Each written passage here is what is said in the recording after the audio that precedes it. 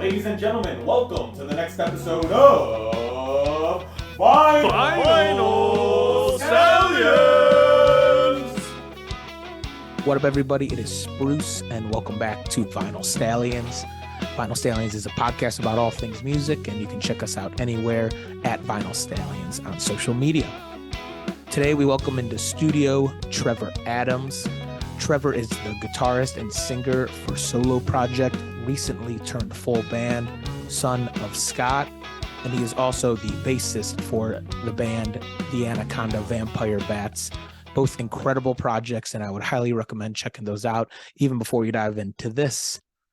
Trevor also hosts open mic nights in the Cleveland area and has recently started up one at the Dunlap's Corner Bar, which is over in the Clark Fulton area. And that happens every Wednesday and kicks off at 8 p.m. So if you're trying to dive in and play a little bit more out in the Cleveland area, make sure you roll there. But besides that, enjoy this episode. You're in the Anaconda Vampire Bats. Yeah, right? bassist. Scott. Yeah, Son of Scott's like my solo project that started over COVID, and now it's like a full band. It was just me solo. Okay, so it is a full band. Yeah. Now we got my brother Tyler. He's a well-known bassist in Cleveland with a lot of bands. Tyler Adams, he was in like the Moxies and stuff. Okay, I've definitely heard of Yeah. them. So he plays bass for me now, and then Steven Kessler is the drummer, who's also my downstairs neighbor. So it works out like perfect. I was gonna say that is the number one thing that you have to do is like find like where to practice because the drums ain't fucking moving. Yeah, because below you is yeah. huge. He also plays in like Ohio Civil Power, and yeah. Okay, hell yeah, dude, I love it, man. All right, I just wanted to make sure I got them all covered. There weren't any hidden bands. Well, actually, there is one hidden band that's Ooh. being revived on St. Patrick's Day. Oh, all right, we'll break it down. My old band was Johnny and the Grave. That was like all I ever used to play in, which was like more metal grunge band. And it started as a 2-piece. Then we ended up having like 4 members. This went on for like years and years. We used to like play with the Moxies, and we played like a Christmas show with them at like the beach. But now it's the Vegan Cannibals is what it's called. Oh, Love it. Yeah. Kick-ass oxymoron. Yeah, so we've only done like one show as the Vegan Cannibals, but now we're doing one on St. Patrick's Day at 5 o'clock lounge, and it's free. One of the best So venues. it'll be cool. Yeah, I'm excited for that. That is Well, awesome. now I gotta ask, if you could only plant or only meat the rest of your life, which would you choose? Well, the funny thing is I'm a pescatarian. I have been for 6 years. So What does that entail? it just it's a vegetarian, but you just eat fish too. Okay, It's like the Kurt Cobain religion. nice. Because fish Okay. don't have any feelings, you know. That's right. It's Yeah. true. They abandon their babies like right away. Yeah. They're not far off from us, you know. No, not far. You just hold on to our youth sometimes. That's hilarious. Well, fuck, let's just dive right in, ladies and gentlemen. If you haven't caught on already, we have Trevor in the house. He's the guitarist and the singer for Son of Scott, also the bassist for the Anaconda Vampire Bats. Both 2 kick-ass projects, and then you just explained right now you're a new one that'll be breaking out on St. Patrick's Day over at the 5 o'clock lounge, which is gonna be this Friday, but I'm not sure if we'll have this out in time, so we'll be living in the past with us talking about this show. But Yeah. nonetheless, man, how are you doing? Like, it is great to have you on. I feel like I've mentioned your name so many times to Club of someone who I've like wanted to have on. You are active in the Cleveland scene, and like, I don't know, I just feel like I run into you everywhere. Yeah, I try to like open mics have always, been like my practice spot, and that's always been awesome. And I got a new one at Dunlap's now starting on the 29th, so that'll be cool every Wednesday. And that's in Ohio City, correct? Yeah, it's I think it's on West 32nd. And I better fact check myself on that. I just went there for the first time ever. I'm Like- on it. Yeah. Yeah. Club's our fat guy. Cool. Yeah. And so when is that starting up? So that's starting up on the 29th. Okay. All right. That's Yeah. It'll be like 8 to midnight, but it's also really cool because they're doing like bring your own cassette and vinyl beforehand. You're speaking our language now. Yeah, and then like so if you got something cool in your collection, they play it.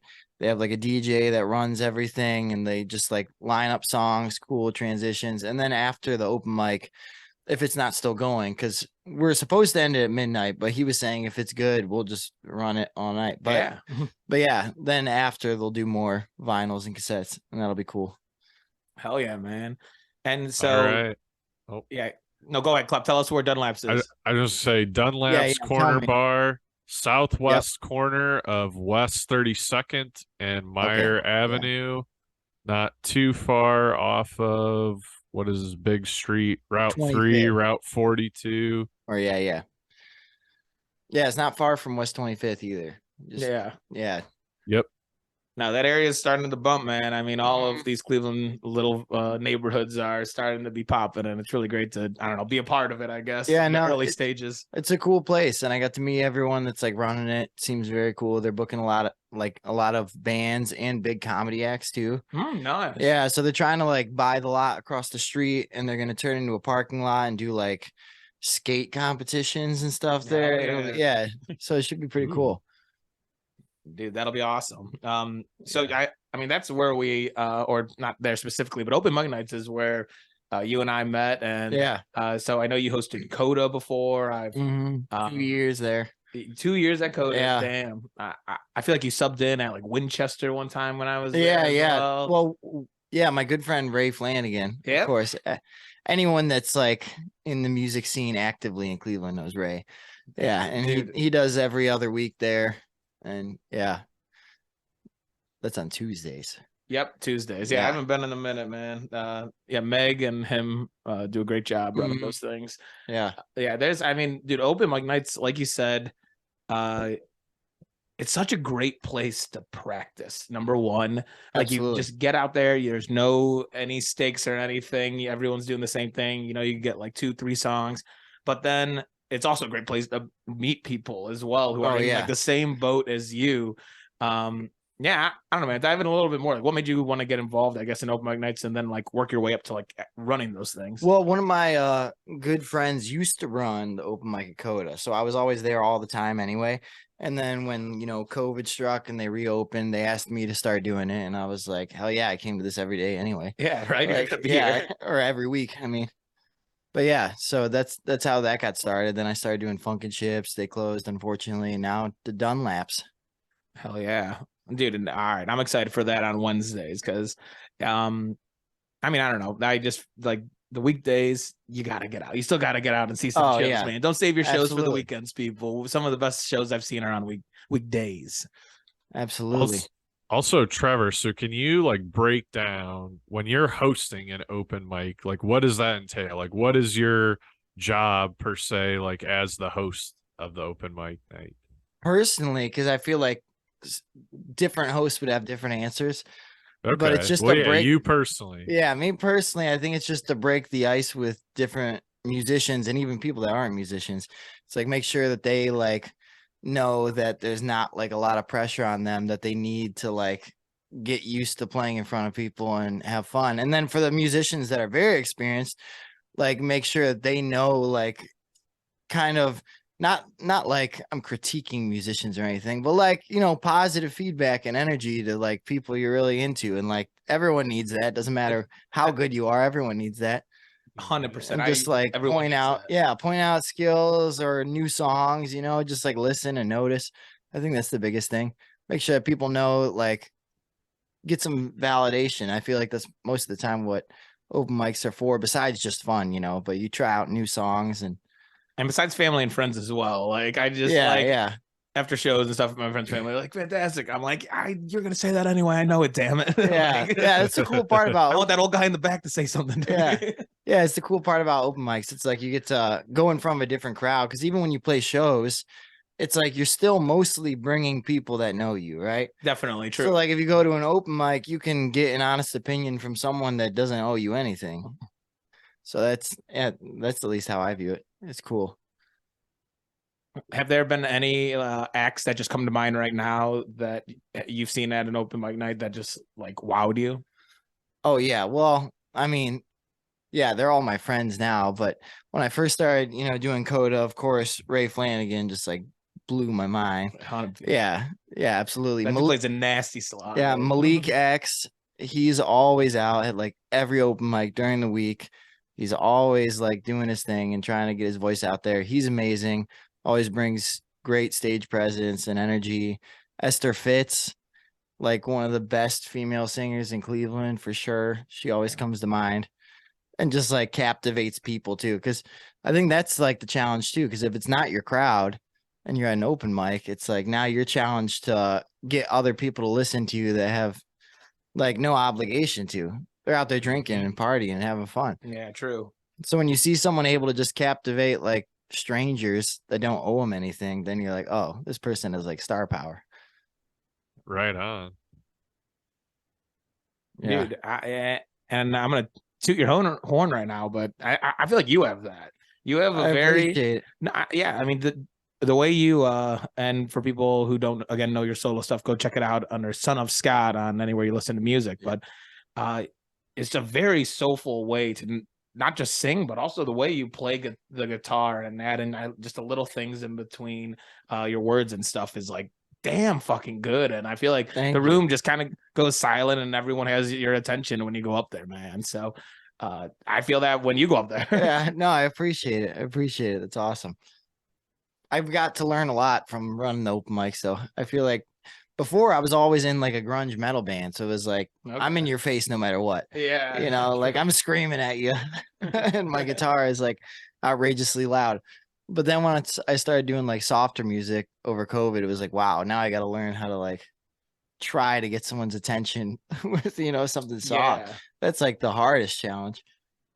definitely, man. Has anyone ever described your Son of Scott music as like cowboy blues? Yeah, that's kind of where I aim it. I always get like the Tyler Childers reference, Okay. which I I don't. could see that. Yeah, I love Tyler Childers, but I don't think it's that country. Yeah. But like, I also respect the compliment for sure. 100%. It's somewhere between blues and country, I think, but like probably a little bit more towards blues on that scale. But I mean, with Yeah. elements of rock Mm. too. Yeah, I never And know even what to put it folk. under. Yeah, it's like alt country blues, soft rock. I don't know.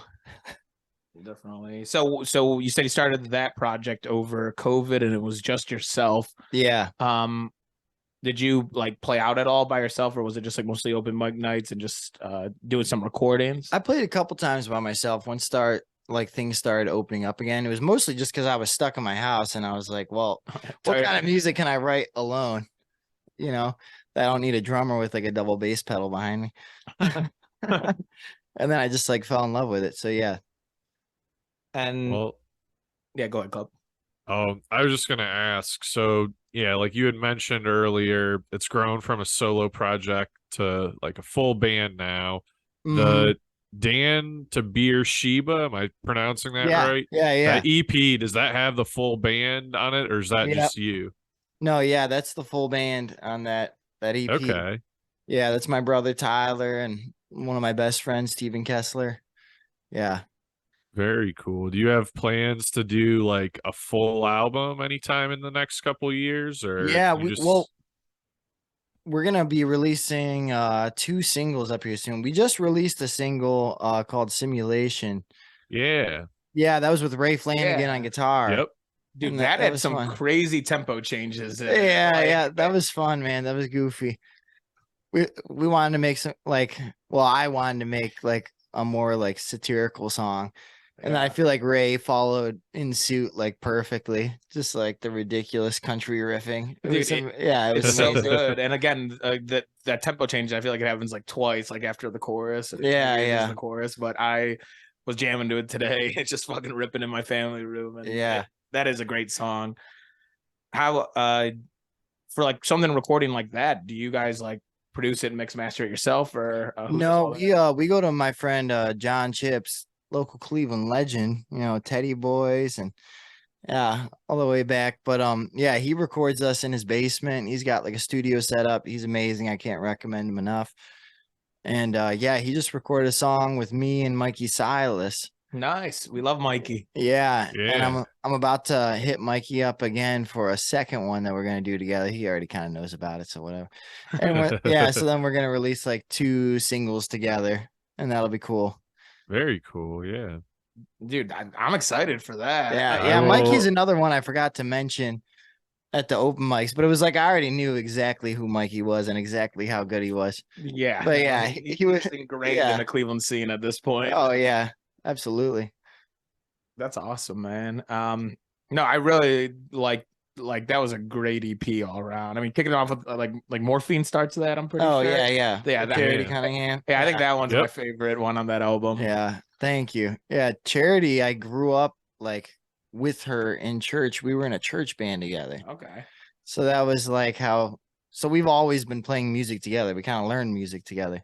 Hell yeah. Mhm. Yeah, Yeah. I like that one a lot. Blue Collar and I Got Drunk. Those two I really grooved with as well. Yeah. What do you play with? So like what's your rig rundown? I love this part of these podcasts. Oh yeah. This is when I learn. So for that whole album, I used my Gretsch Streamliner and Okay. played it through a little Blues Junior, just a 15 watt, and I got like I don't even remember the arrangement of pedals I had back then. But it was mostly like I rely solely on this Morley Power Fuzz wah, and it's got the wah on one side, the fuzz on the other, and it's old. It's from the 70s. I just had to get it fixed again. But like the left side fuzz option is just like my favorite drive in the world. Even when I'm not using the wah, I'm always like on that. I got a Void reverb pedal that's like $30 and it's still like my favorite thing ever. The essential. Those were like the main things on that album, I think, that I used. Yeah, those are pretty much the only pedals. Hell yeah. No, I appreciate that. We were just yapping downstairs about it, and I'm like, I'm just so blind to it all, and like really want to start focusing. And I love asking guitarists and stuff when we have them on, because like eventually I'll go back and listen to this and check it all out and like decide from there which way I want to go. Because again, I'm blind to tone. I think we had a band called the Deadlicks on last year who are from Chicago, and we joked how my autobiography is going to be called A Search for Tone. Oh, nice. Hell yeah. Well, and the Gretsch Streamliner, I love that guitar and love the way it plays. But even having like triple like mini humbuckers, I don't even actually know what you would call those things. I'm not like super techie with guitars, but that guitar is much more limited than the guitar I just got fixed by Tyler Ray, which also can't recommend enough. If you need a guitar worked on, yeah, he's incredible. He's learning like, well, fully learned, fully amazing at lap steel now too. Okay. Yeah. Yeah. He played in some band that like last time I ever played at Happy Dog, he played with God, I can't think of the name right now, but yeah, extremely good guitarist in Cleveland as well. Yeah, but he's a Lutheran and he works on guitars too. So he just fixed up my 72 National SG. Like National, the brand that makes resonators now. They used to make like these Japanese electric guitars. It's from 72. And that's all I use now. Nice. Yeah, Tyler. Yeah, damn. He's good.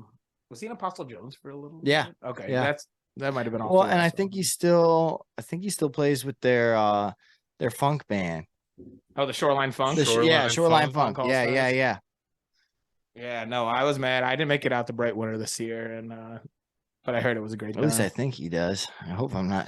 I'm just speaking. Sorry, Mikey. Sorry, Tyler, if he doesn't. Hey, nonetheless, he can do it. He's damn good. Yeah.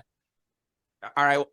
Tell us about this other project, because the Anaconda Vampire Bats are a name that I have heard in Cleveland for the last handful of years now.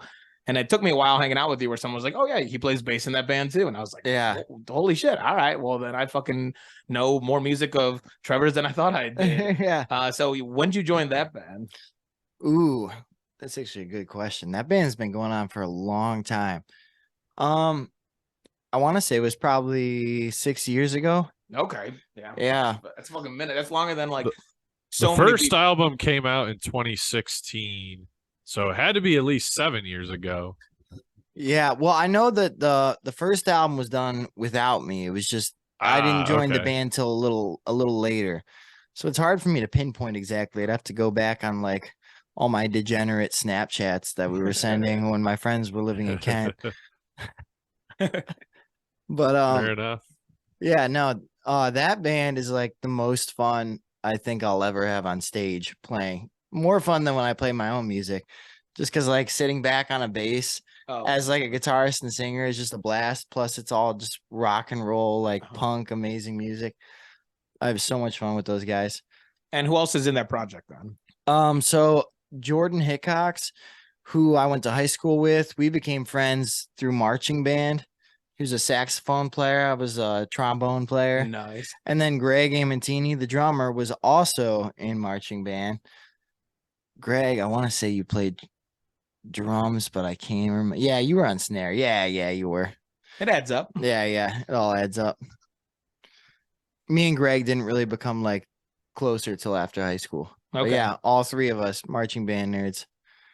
Dude, I mean, that's where it's at. Do you still play the trombone? Do you think if you picked it up, you could rip it? I don't know. I tried the other night. I was drunk, but it was pretty bad. Blame it on the alcohol. Yeah. That's always one of my biggest regrets is not doing marching band in high school. Yeah, it was so much fun, man. It's like a cult. You got like these football games and you look at all like the popular kids playing football and stuff, and then your numbers are a little greater. Yep. And you like kind of overpower everything that's going on. It's like, yeah, it's cool. I'm a big fan. I could never read music either, which was the funny part. I don't know if homeschooling had to do with that. Same. I seriously, because I did band like up through middle school, and high school is when I stopped just because I played football too. So I had to pick one. I think I made the wrong choice. But anyways, no, like same. I would always have to memorize my parts. I could read the rhythms on it, but I could never know like what note is what. So like if I was playing xylophone, I would just have to memorize the whole song because I could not read it on the fly. See, yeah, that's tricky because on trombone, we would all just number it. Like trombone is 7 positions because it's just a slide. So you just put numbers next to it. And it's like 1, 3, 2, 5, 7. So it was like, yeah, it's like tabs on guitar, you know, only it's easier because there's not 6 strings. It's just one slide. Yeah, true. Yeah. Yeah, I've always said if I'm going to try to learn one horn, I feel like I feel like I just want to do the trumpet. The sax is like intimidating. Dude, yeah, I know. And so many different like finger holes. Yeah, dude. I don't know what's going on there. Yeah, screw that.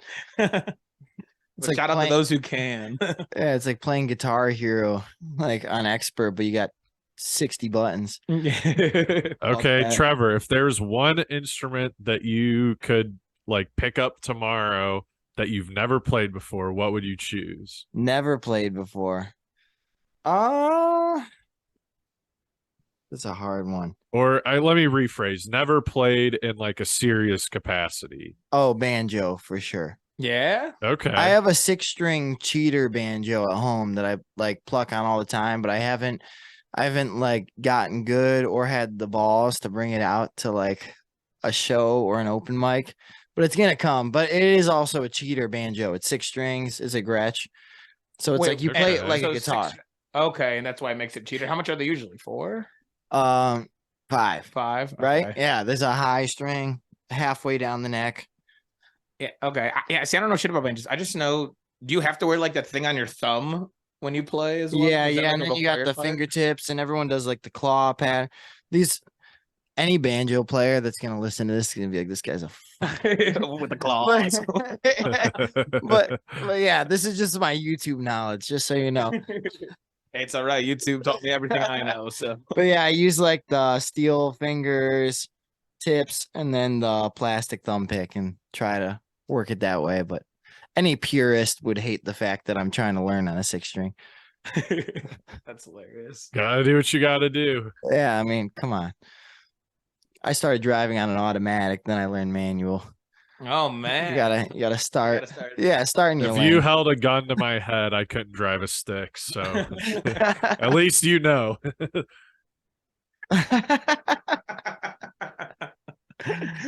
You might figure it out under pressure. I hope. Let me just go. I think that's how I gotta learn banjo. I think someone's gotta hold a gun to my forehead, and I'll just be like, "Damn, okay, I'll sit down and learn this right now." Play every camp song in order. Yeah. That's hilarious. No, dude. The with the Anaconda Vampire Bats, like that album you guys put out in 2022. What was it called? It was Sad. The boy with Dark. the dark sense of humor. Yes, that's what it was. I almost said like Sad Boy or Yeah. something. Yeah. Like holy shit, those first two songs, Ichabod and then Warbird. Like, Oh yeah. how much fun is that to like play live? Oh, Ichiban is like my favorite song we've ever released. Hell yeah. Just especially coming from like starting in like a metal grunge band, just like being able to riff. Yeah, that song, like, yeah, that's one of my favorites. Do you think you brought some of that element to the band? Because I did notice like the I hope first so. album is like a little bit, I don't want to say more mellow, but like the first album like reminds me kind of like Cage the Elephant. Yeah, we get that a lot And from then that album. But the second one is like definitely heavier in my opinion. Like Mhm. there's like points where I'm almost like this is kind of like not even like hard rock. This is like metal. Yeah. Yeah, I think Jordan, I mean he writes all the songs and I just learn them after the fact. But I think when we jam together, I think maybe just having a third member where he was able to go off a little more. Yeah. Like, when you got a bass behind you, you can kind of like do some nastier stuff. You don't have to like Yeah. hold a rhythm section. I think maybe that helped him with it, but I think he's always had that in him too. Right Maybe on. maybe he just needed someone that was into it as much as he was as well. Hell yeah. Yeah. Yeah. Yeah, both albums are very good. Like I enjoy both of them, and I do kind of like how both of them have different vibes. Yeah. Yeah, our song My Love, there was, yeah, it's like it blew up in Spain all of a Interesting. sudden. And then someone made like a cover video of it, like not like them playing it, but they actually translated all the words into Spanish Cool. and then just Okay. like made a video with the translation. That was like the coolest thing that's ever happened. Wow. Holy shit. Yeah. Did it blow up like recently? Like, I guess it was It- released it last was- year. Yeah, it was like last year when it was added to some like playlist out there, and like, yeah, it It's was so cool how like music can just amazing. travel like that. I'm guessing the song "Love Me" did too, because now I just pulled it up on Spotify, and yeah, like "My Love" is like your most listened to song, Yeah, 78,000 listens, but "Love Me" also has 42,000 listens, and it's like those two are like way more than all the rest. yeah. Maybe people, yeah, and Love Me, we recorded with Jim Wirt in Cleveland forever ago. And it took us so long to like, I don't even know why. We were just like sitting on it and we were looking for like the right time to release it. And I feel like we recorded it and then didn't release it for like over a year, almost 2 years. Okay. But yeah, that one we were, yeah, stoked about. Yeah, Jim Ward is a name I used to hear of a lot. Was he Superior Sound? Yeah, Superior Sound. Yep. Okay. He was like the producer for Matchbox 20 and stuff. Oh shit. Yeah. I Oh, see. I didn't wow. even know that. Mm, I just knew another band. I think it was Who Saved Two worked with him on their first album or first at least EP. But yeah, Jimmy, if you're listening, we're coming for you. Come on, the Stallions. Yeah, Uh, Matchbox 20 is a hell of a band. I'm seeing them in August. Oh, no way. Where at? The Toledo Zoo. Yeah, That's right. they've had this concert on the books for I want to say 3 years now. It was originally supposed to be in 2020. No way. That's so random. I've never even been to the Toledo Zoo. Yeah, is it nice? It is a nice zoo. The actual music venue itself could be upgraded, and Oh, that's they have part like a of real why. venue at the zoo? This is like a regular Yeah, thing? yeah, it holds like 4,000 people. I've Damn, seen how do I Earth, get Wind, and on that? Fire there. Yeah, I mean, you just gotta go to a show. Chicago, they announced a show there in June. ZZ Top and Goo Goo Dolls played there last year. They get like a decent amount of like mid-sized bands, but Toledo's actually building a brand new amphitheater. It's like 9,000 people. It's gonna be like 10 minutes away from where I live, and part of it is because the acoustics at the Toledo Zoo amphitheater could be better. Yeah. Those poor animals, man. Yeah, they're They just just having Yeah. to slide. Why don't you Freeloaders, they're not even paying for tickets. They don't want to, man. They're like, we're used to silence. What the hell is happening with this world? They're just like falling asleep. And then just, it's 3 a.m. I'm awfully lonely. At least they got ZZ Top. That's cool. Yeah. Yeah, I saw them last year at Blossom. Oh yeah, was it rowdy? hell yeah. Yeah, dude, they actually blew my mind. Like, it's so funny, like seeing a band like that big and cliche, you know, like I was never like obviously like an avid ZZ Top listener. I don't even just why I said obviously. I think that was disrespectful, but everyone knows their music, you know, is what I mean. And like seeing them live was actually insane. I could, yeah. You guys going to see Nickelback August 9th at Blossom? Dude, I would love to see Nickelback. I All of would, Ashton yeah. Green is gonna be there, yeah, including me, born and raised. Hell yeah, dude. All right, Yeah. I gotta put it on my. I need Oh, a couple trips. It's gonna be the best thing ever. It's gonna be like, I don't understand the Nickelback hate. Like, I mean, I get it, but like they're a fine band. Like they make I good know. songs. No, it's hilarious. It's actually really funny. Like, I think that's what it more is. when just you fun. look It's back on it, funny. yeah, it's like everyone hates, and then you kind of like look back and like you actually know every word of the song because they're like well written. It doesn't matter if you hate them or not. Really Yeah. disrespectful to women, but that was like the early 2000s. Yeah, who wasn't at that time? That was damn. Oh God, yeah, Buck Cherry, come on. Oh, I saw that. Oh, crazy bitch. Yeah, yeah. Down on it. What a time to be alive when that was like super cool, you know? Yeah, It was like ripping the power chords and just fucking screaming. I'll tell you a song that I kept going back on that album from the Anaconda Vampire Bats is Jeff Golden. oh yeah, Space Ranger.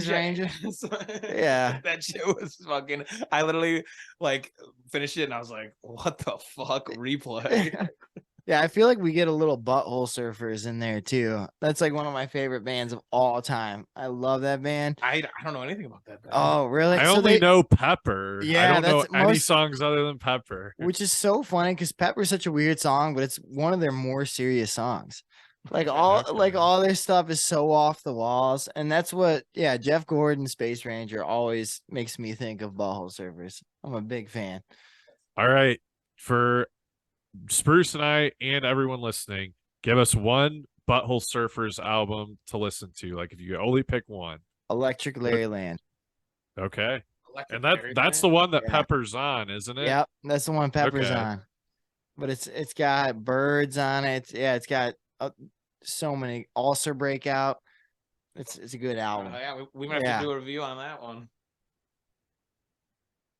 Yep. Yeah. I am 100% listening to that at work tomorrow. Yeah, it's ridiculous. They go through like just like OG like stoner sludge like metal music to just like the Okay. weirdest like trippy hippie like they're so weird. They just do whatever they I'm want. here for it.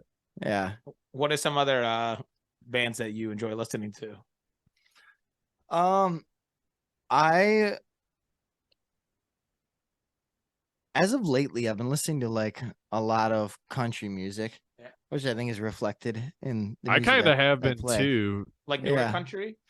A mix, you know, because it's like there definitely is like some weird problem going on where like country, like real country, is making its comeback with alt country, you know, and that was like thanks to I feel like it started with Chris Stapleton, and then it was like Sturgill Simpson and Tyler Childers, but now there's like a lot of like really overdone, like cheesy alt country, but Yes.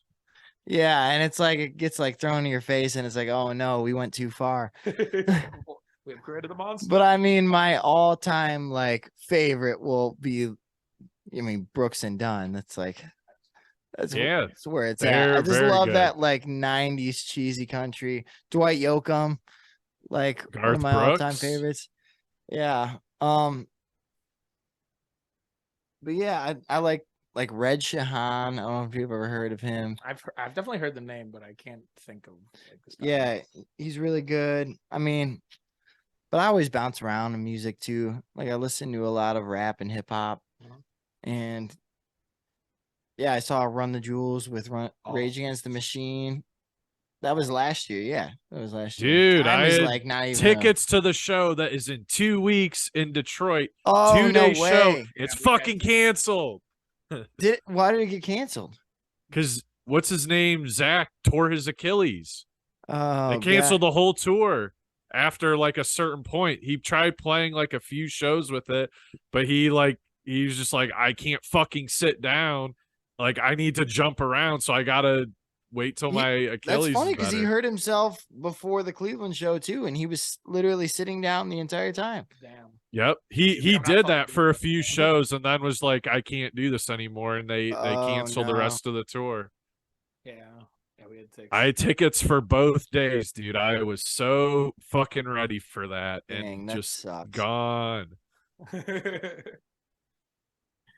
Well, for anyone out there who doesn't know what kind of music to listen to, if you go on Spotify, we have a playlist called the Stampede Shuffle. We are approaching 9,000 songs.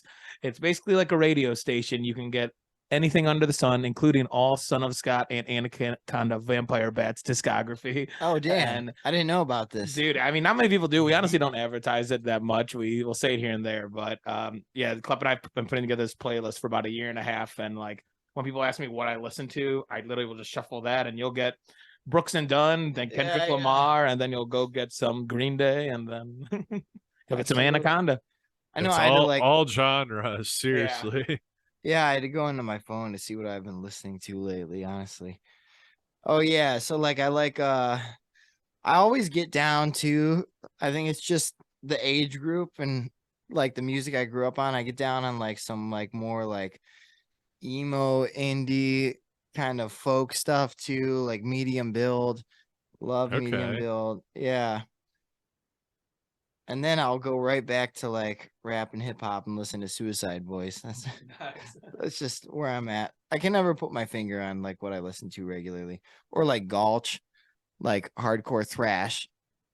Okay. It bounces around. It depends on my mood in the day. Dude, hell yeah. That's totally fair. Yeah, I mean, I don't know. I feel like for Spruce and I, like no genres are really off limits. We'll kind of travel down any avenue. Yeah. Literally. No. It's the beauty of it. It's beauty of doing this, and beauty of like being able to just share songs in seconds is like finding new music. Like Yeah. it's never been more accessible than right now. Yeah. It's also kind of the problem. Very true. It's saturated. Well, and it's just like, oh man, I could rage about this all night. Oh well, How did- you come to the right Well, place. now is your time. Like, how did it ever start that we can just stream music for like fucking $10 a month? Yeah. Like, that was like the biggest slap in the face. I don't know. Like, I feel like everyone like I talked to about it like doesn't remember the moment, but I remember the moment when I realized I spent like thousands of dollars on iTunes because I was like a good boy Yeah. and I bought my music. And then all of a sudden it was like, hey, by the way, instead of buying an album for $10 a day, you can pay $10 a month and download everything you ever wanted. And we're not going to pay anyone anything. Dude, it is honestly crazy to think. I mean, Like that should have started as $100. Like that there's like, that makes no oh, sense. yeah, you It's get access crazy. to literally everything. That's why those early 2000s bands killed it, like Nickelback. Think about it. Like you're playing these shows, you're already selling tickets and everything. Then all of a sudden people can buy your albums at home and they have to pay full price online. True. Like you had to buy each song. So it's like now everyone's buying it. You don't have to go to the store to do it. And you're still doing shows, you're still touring. They probably made so much money. It's outrageous. True. And then now you're Yeah. making, like, Now it's like you rely on your 0.00. merch. Yeah. Yeah, right, merch. Dude, did I mean, I don't know. We've definitely had this conversation brought up a couple of times on here. Like, is there anything in sight that can like fix it? I mean, the hard copies, I mean, there's a handful of people, obviously, when people are like vinyls are making a comeback, even though they're nowhere close to where they've ever been or ever will be, because it's not the only sense of or medium to listen to. But I Yeah. don't know. What do you think? You think there's ever like, is there light at the end of this tunnel where like both people can win, the consumer and also people creating? Yeah, I think these companies now have just a responsibility of like finding their own way because they're already selling this product for so cheap and people have to give into it. They got to find their own way of being able to pay people more because I feel like you can't take it away now. Yeah. It's like, it's, like how it should have started is like, here's your subscription. You get to listen to any song you want, but you can only listen to it once or twice, and then you got to buy that. Okay. Like You know what I mean? Like it, like they used to do like that free 30 seconds. You could listen to a song and then be like, oh, I'll buy it.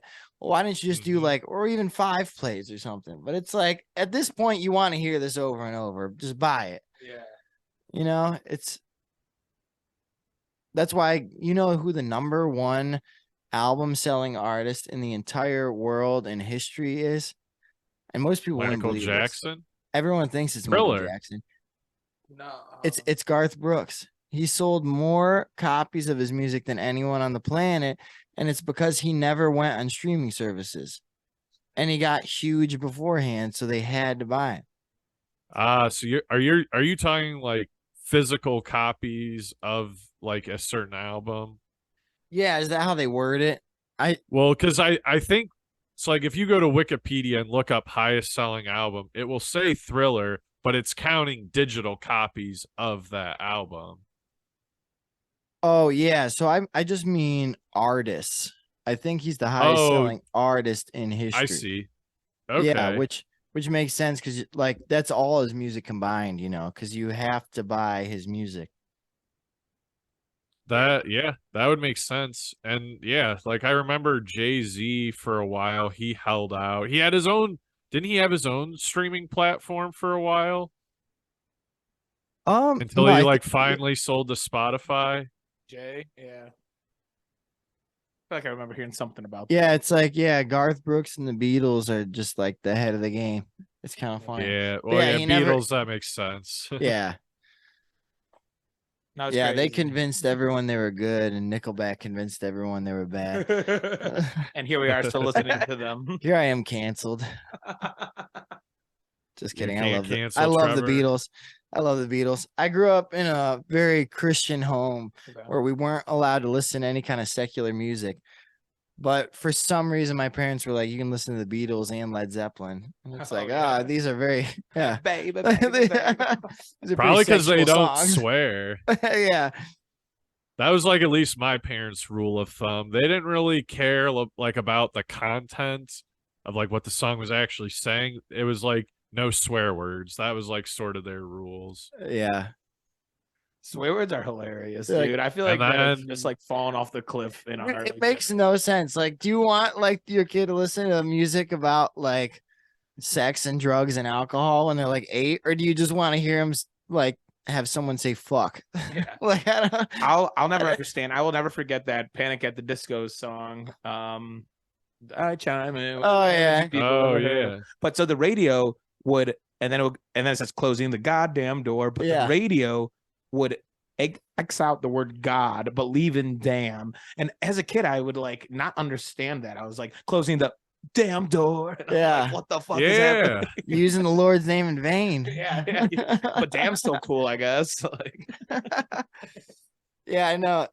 The radio's weird though. Like, oh wait, correct me if I'm wrong. You're not allowed to say shit on the radio, correct? yeah. I mean, But you're That's allowed to say. correct. But you're allowed to say bitch, interesting. and it makes tiers of it makes swear like words. no Yeah, sense. those are in the same tier. Like bitch is a very offensive like swear word because you're normally not using it in a like yeah. I can talk about my shit.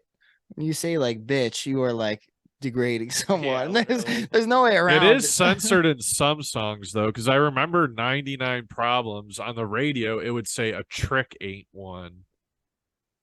Interesting. Wait, now we're making it back to Buck Cherry, but they allow that in that, right? Hey, you're a crazy bitch, but you, and then they cut I out. guess that I've part. never heard that song on the radio. Yeah, on the radio they let them say bitch. Remember Okay. Jet, that band? Yeah, yeah. They had that band. I was like, Cold Yeah, Hard. cold hard, bitch. Oh yeah, And then it would pause for a sec. My dad let me have that on CD though, and in the morning driving to school, I would just be like, Yeah, maybe it's "Can't get a hit." Maybe it's certain stations like 100.7's got it in. They're like, Yeah. no, we're allowed to say bitch. We got Rover's Morning Glory. Yeah, that's Yeah. true. There's probably like what is it, the FEC or whatever, the government body will let you say, and then there's also like the radio station's discretion. Yeah. It's probably also just like sales. It's like, well, this song's too big. Yeah, we're not. Yeah. And they didn't make another version. Yeah. Yeah. Sorry. And for me, it was all over when I found my dad's copy of Blood Sugar Sex Magic. That's when like the whole no swear words thing went out the window. It's like, well, what are you gonna do? I listened to the whole thing. Yeah, dude. You're just walking down to breakfast the next morning, sitting down a sack of grains. Aren't swear words the weirdest thing? Like where they started? Like you would think it would start with someone's like someone's name or something, like someone that's really terrible that you Yeah. would bring up or something. Like, why did like fuck just become like a bad word? Like someone all of a sudden was like, I'm like upset that you said that. Fuck. And then now it's just like a filler word. It should be more like Yeah. you saying like Hitler or something. Yeah. That should be like a curse word. Like you're bringing up Yeah. some like bad stuff. You're being a real klep right now. Like it's just weird. It's like where did the origin of this like happen? A long time ago in a galaxy far, far away. I guess True. bitch makes sense because you were just calling someone like a dog. That's, like, Yeah. Mhm. Yeah. yeah, but like I don't know, some of them just like I don't get it. And shit is like feces, so like I Yeah. can see that one. But You yeah, know you're that- right. Fuck, that one doesn't make sense. Yeah. What the fuck? So I've got some foreign friends, and apparently the way that Americans use the word shit is the most confusing thing ever, and they explained it to me and it makes perfect sense. So like I can say you ain't shit, and that's a bad thing. Or I can say you're the shit. That's a good thing. But I could say you're shit, and that's also a really bad thing. Yep. And those are three sentences just like divided by like one little word. And none of Yeah. it. Yeah. Then you can just use it as like Okay. shit. Yeah. Yeah. Apparently that's like a very confusing term that we use. It's honestly confusing me the more we honestly point this Yeah. out. You're shit, you ain't shit, you are the shit. Shit. Yeah. I could totally see like if you don't know English, like how that would be. All right, what does this word mean? Yeah, like you didn't get the job you wanted, and I'm like, oh, that's shit. Yeah. That piece of shit. Yeah, that piece of shit. Or like, yeah, you challenge me. It's like that ain't shit. Well, this has been Swear Words brought to you by Vinyl Stallions. So Trevor, you were over in Europe recently, right? Yeah, I was in Austria. Did you see any live Ooh. music when you were there? I saw some DJs and then I did some karaoke. Oh yeah. What was Yeah. the two songs? Right on. Oh, I had to do Brooks and Dunn. Nice. Oh, actually, no, I lied. I did not do Neon Moon. I did Garth Brooks, and Garth Brooks is not in Brooks and Dunn. Now that's Right. confusing. Yeah. Yeah. Here's another confusing American fact. No, I had to do Friends in Low Places because everyone knew that I was Good like the tune. standout American. I was like, well, what's the biggest like American like karaoke song you can possibly do? So yeah, that's what I did. Nice. How are the DJs? Like, I mean, I feel like EDM music is so big over in Europe. Like, I've unfortunately never been across the pond, but I've only heard just the stories of how much harder they go over there. No, they do, and let me tell you, it was the hardest version I've ever heard of Sweet Caroline in my life. It was actually embarrassing though. They played it for like 15 minutes. And I was like, what? Like, get your own music already, man. Just over and over. Da, da, da. I've always hated that song, and not because It's Neil so- Diamond did anything wrong, because the fucking Boston Red Sox play that song in the middle of the eighth at every home game in Fenway Park. And so, yeah, I mean, Neil Diamond wrote a good That worked song, out cool. whatever, but I fucking hate the Red Sox, so I hate that song. Let's talk about it. Let's talk about sports. You remember 2007 when Tito was on the Bad Guys? Man, Damn. I still haven't recovered in the world of sports since Charlie Fry on the Browns, man. That was like my end Oh game. wow. Oh, man. Yeah. You've been out of it for a minute. Yeah, I've been out of it for a long time. It's taking years off me. Actually, I think it saved me years. Yeah, literally. You're growing younger after not watching the fucking Browns. Well, now we have a good QB, but he's super creepy. So take your That's- pick. That's the give and take with the Browns, isn't it? It's like, oh, we got a good player. Oh, they're also like really fucked up. Nick It's Chubb is you can normal. never though. win. a lot of take, less give is Oh, all I have to man. say for being a Browns fan. Hell yeah, man. What is all right, we're gonna put you on the spot here. What is the best venue in Cleveland, Ohio? The best venue. What is the best venue? Yes. And it could be any local one or you could think bigger as well. But Well, what's your I guess- favorite venue here? Can I split the question into two parts? One to play at, one to attend. Ooh, I like that question. Okay. I'm biased because my backyard is the Beachland Ballroom, and that was Yeah. my first Cleveland venue I played in. So the Beachland will always have like a special place in my heart. And shout out to Ryan McGrew. He's been working there on sound since I was like, I couldn't even drink yet. Kid's been there a minute. That is Yeah, Mhm. at least I believe so. It was close to. It was close to. I have pictures there with X's on my hands, and I believe Ryan was working there. But anyway, yeah, they're amazing. I love playing there. But also my next favorite, which some of my like friends disagree with, but No Class used to be, now it's Class. Mhm. That is one of my favorite venues to play. The Beachland, I'll go Okay. in and see shows also because convenience. I live right there. Even if I don't know the band, just because the people that work there are amazing. All my friends are there. Like, yeah, it's just run well. You always feel welcome. It's fun. It doesn't even matter if you don't know a band that's playing. But No Class is one of my favorite venues to play because they just crank the shit out of you and they put it in people's faces. And the people that come in, no complaints ever. They're like ready for the rowdiest thing ever. Like they are ready for like a fight. It doesn't matter. It's the coolest thing ever. It's like, yeah, the crowd that just comes in there regularly is just down to party. And that's what's so fun about it. That's a venue I still can't believe I haven't been to. Like I've heard so much about it. Do they still have that skate ramp there? No, they had to take that out. I think too many people got like permanently damaged. Damn. Yeah. Luckily I was born like that. So the skate ramps were always open to me. That's great. Yeah. Okay. I'm looking it up on a map. It is not too far from you, Spruce. It is. Oh, it's like right by on- 117th, man. It's like my brother's, Yep. right? It's rowdy, but I will say like to really enjoy playing there, it's much better to be in like a band that's like the Anaconda Vampire Bats fit in perfect there. Like you got to have some rowdiness to you because people they'll expect it out of you. Hell yeah. Very cool. Do you have any shows coming up on the books for either Center Scott or Oh Anaconda? yeah, April 12th. I'm playing the Happy Dog right behind your house. Oh hell yes. Oh no, I just gave away his address. Oh his my location. god. Gordon Square boy. Here they come. The drones are gonna find you. I have nothing to hide. He's Hell got, yeah, so he's got a April lot 12th. to hide. You should see what we're sitting in right Yeah. Sitting on a Okay. stack of bags.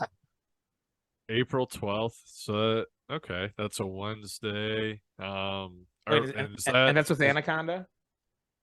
No, that's with Son of Scott. Okay. Yeah. Okay. Someone else is And then I got Anaconda Vampire Bats is April 28th. Okay. is that a It's Happy hard Dog as being in well? multiple. That's a bands. Friday.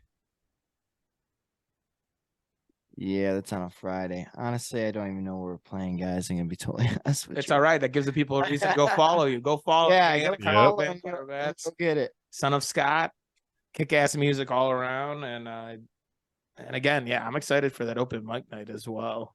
Yeah. That'll be like Dunlap, again, Yeah. a place I've heard of, haven't been to. So. Yeah, they've been doing good things.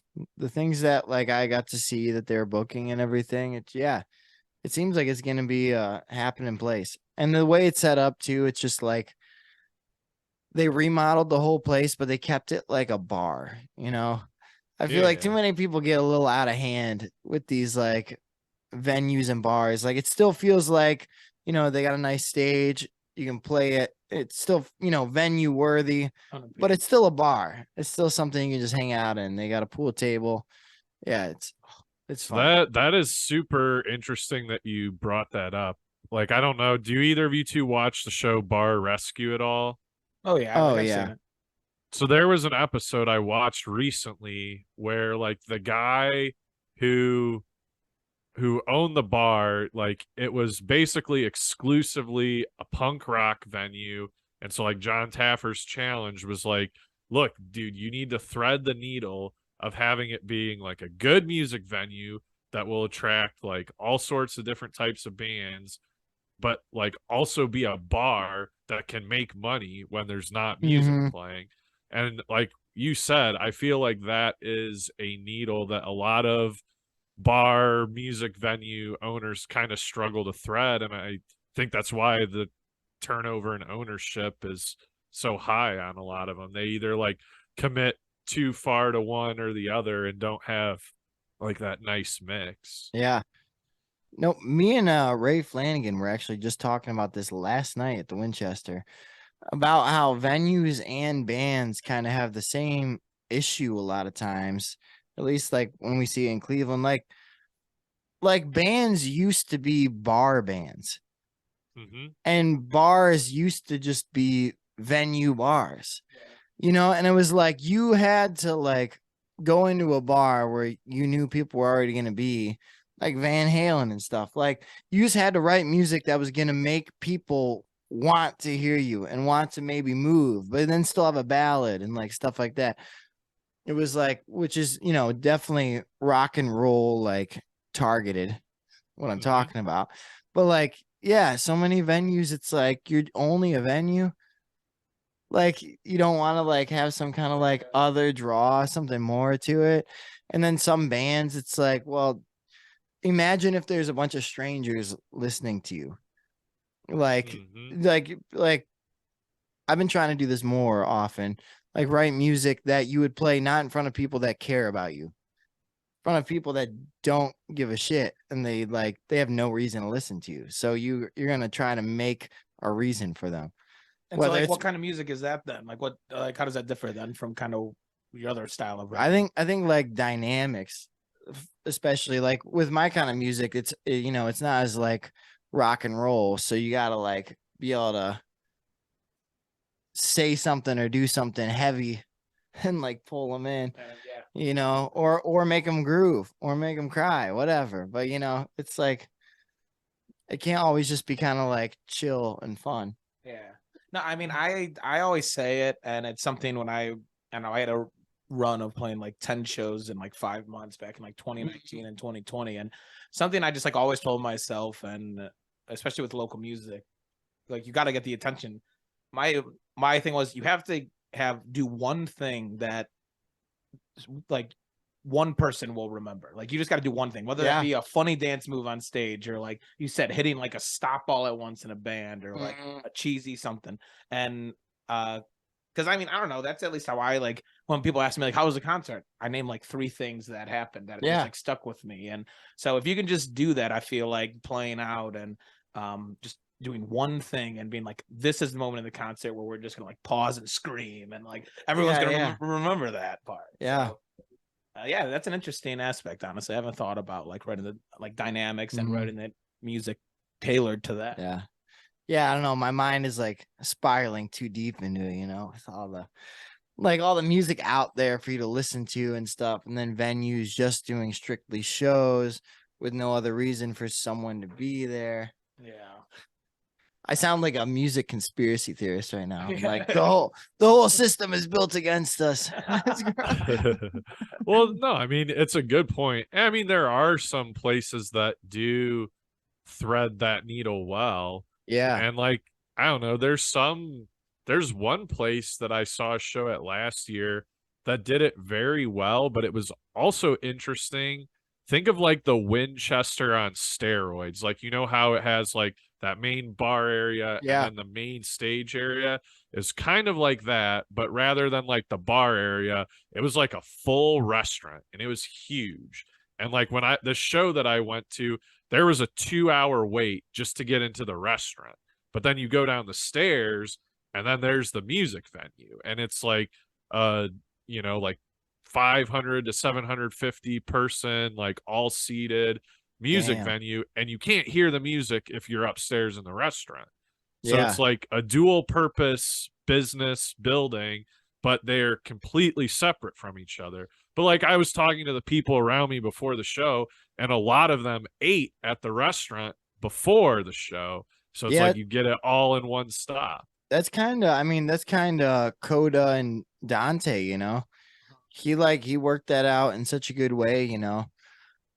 The difference between this place and that, so the place is called Ludlow Garage. It's in Cincinnati. It's I guess just nicer. Like it's a newer building, or not necessarily newer building, but newly renovated.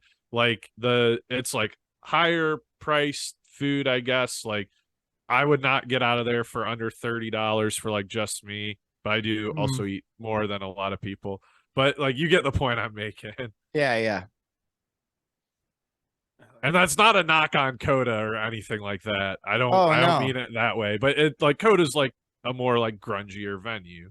Yeah, for sure. And you know, you just get Bad Company free promotions every time you play there. Yeah. Including Pearl Jam, on the walls. Yeah. 100p. Yeah, every time I get a professional photographer to take pictures of me when I play down there, it's like I don't know who I'm promoting right now, me or a bunch of dad bands that are already dead. Don't you call Pearl Jam a dad band? All right, that was my only dig. Cut me off now. No, I'm just kidding. Pearl Jam's still alive, so they didn't count. Yeah, right. That's funny. No, man, man. There's some really cool I don't know, venues all in this area, and like, I'm excited to I don't know, see you out more. Like I definitely am gonna try to make it to both those shows in April because I need to see both these bands in action. I've only seen you solo, so I need to see. I actually got another solo show in April, and I don't even remember where it's at. Hell yeah. Hey, that's business, baby. Oh no, I do. It's at Coda. Oh, no. Promoting Bad Company. Yeah. Till the day I die. Hell yeah. I can't deny it. Well, hell yeah. So again, Son of Scott, Anaconda, Vampire Bats. Go check them out anywhere you listen to music, and give them a follow, and you can see when they're playing next locally in the area. But before we go, there's always an encore. There's always an encore. And the encore consists of one question. And it is, what is your most memorable concert experience? And now this can be from playing, attending. It can be from happiest moment to holy shit, what did I just witness on stage in the crowd, anything, etc. And you can name a couple as well if a couple come to mind. But this one's actually pretty easy. It was my old band, Johnny and the Grave, that's now Vegan Cannibals. It was like we had been together for like 5 years, been through like different members and stuff. And then me and my drummer decided to do our CD release show. It was like our first full real album that was ever on any streaming platforms. And it was like right before COVID, right before everything ended. It was 2018. And we did like a sold out show at Coda because all of our friends just like pulled through for us. And they brought all their friends, and it was so sick. My cousin Ryan Reeby from the Rosies, he put his head through the ceiling. They had to fix the drywall. Holy shit, dude. Yeah, there was like crowd surfing going on in Coda. And yeah, that was like the funnest show ever. My friend Marco, that used to run open mic there when it was Werewolf Wednesday, ran into the drum set, knocked over like dude, some of holy the shit, it was so rowdy. And then we had like a wrestling match after because we just kept playing like dance music and drinking. And then like Gary that was working the bar at the time was like, hey, you guys gotta leave. Holy shit, Got like kicked out of our own show. But yeah, that was like the best experience. It was so much fun. That's So awesome. Vegan man. Cannibals, is the Turn Up album, is that you guys? What was that? The turn up? The Turn Up album. Oh no. So we're not. We just changed. That's a our- different Vegan Cannibals. Oh God! Oh, they're canceled. Don't ruin it for me. They're done. No one. Yeah. So we're not streaming on anything under Vegan Cannibals. Oh man, we checked this before. Is this a new band? Someone. They only have one album out from 2021, and you know what? I hope Fuck it's them. sick. Fuck them. Okay. Yeah, they're done. We had, Career's we had over. very different responses to that. We were like, it's sick. They're done. Okay, but so yeah, is it all- under? Oh, It's go all ahead. under Johnny in the Grave. Okay. Yeah. Hell yeah. No, I that don't even makes- know why we switched the name. We just thought we were cool. It's hilarious. I mean, again, you want something to stick with people that's already sticking, and you haven't even played yet. So, I dig. But hell yeah, man! Again, I appreciate you coming on. It's Yeah, been a thanks for long having time me. coming, and I'm sure we'll have you back, and maybe we can do an album review or something next time. Yeah, absolutely. I gotta pee so bad right now. Ah. I'm glad this is ending, not because of you guys, but because of my bladder. I love it. All right, Trevor. Well, appreciate you coming on again. And besides that, my name is Spruce, I'm Clep. and this has been another episode of Vinyl Stallion.